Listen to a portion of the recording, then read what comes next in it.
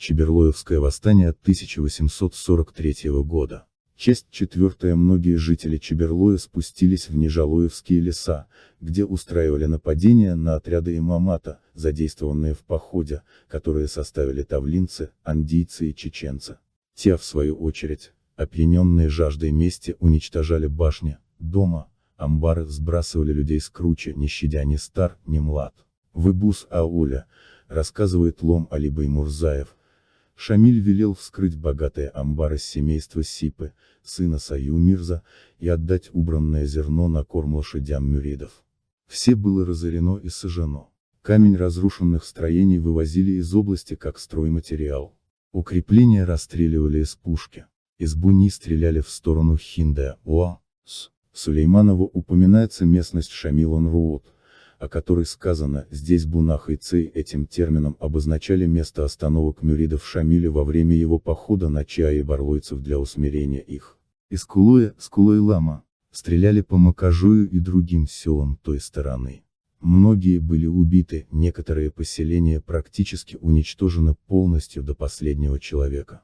Но и тогда, рассказывают старики, чеберлойцы и не успокаивались. Тогда один из чеченских наибов, говорят, сказал Шамилю: мы скорее победим русских, нежели покорим этот люд. Нам нужно покинуть эту область. Шамиль согласился с доводами наиба, и экспедиция, оставив разоренный Чеберлой, была свернута. Уцелевшие чеберлойцы вернулись в свои разрушенные дома. Область так никогда и не оправилась от последствий того года. С тех пор подчиненные Шамиля, которые прежде перемешались по дороге вдоль ущелья Ахкиты, обходили этот путь стороной, опасаясь за свою жизнь.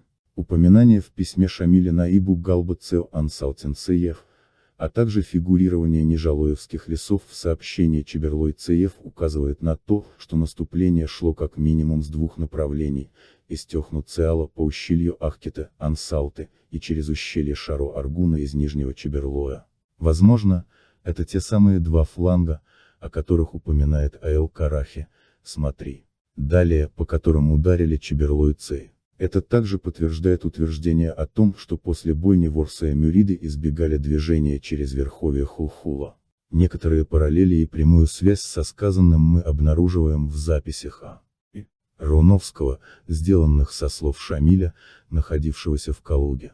В частности, им было записано следующее: Тадбуртин-Цей, Верхние Чеберлой-Цей, З.Т. Своевольные разбойники из всех племен Чечни и Дагестана. Ни Гази Магомед, Кази Мулла, ни Гамзат Бек ничего не могли с ними сделать и никогда не имели на них ни малейшего влияния. Далее Шамиль переходит к подробностям обстоятельств, приведших непосредственно к столкновениям марта 1843 года, выгнав своего наиба, который едва даже успел спастись.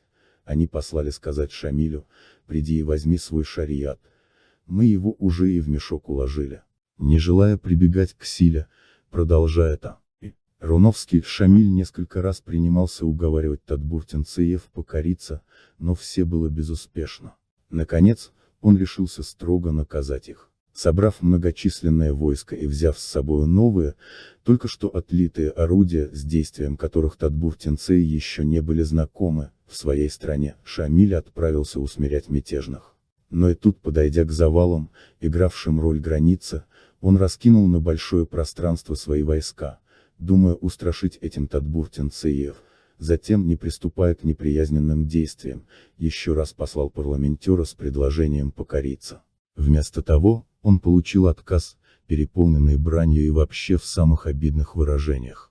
Тогда Шамиль решился на такую меру, какой не применял ни к одному обществу ни прежде, ни после. Он совершенно разорил тадбуртинские укрепления, сжег все дома обывателей, угнал их стадо, и потом, когда уже решительно ничего у них не осталось, и они увидели себя с женами и детьми лицом к лицу с многочисленными войсками Шамиля, тогда произошла жестокая схватка, в которой принимали самое деятельное участие и тадбуртинские женщины.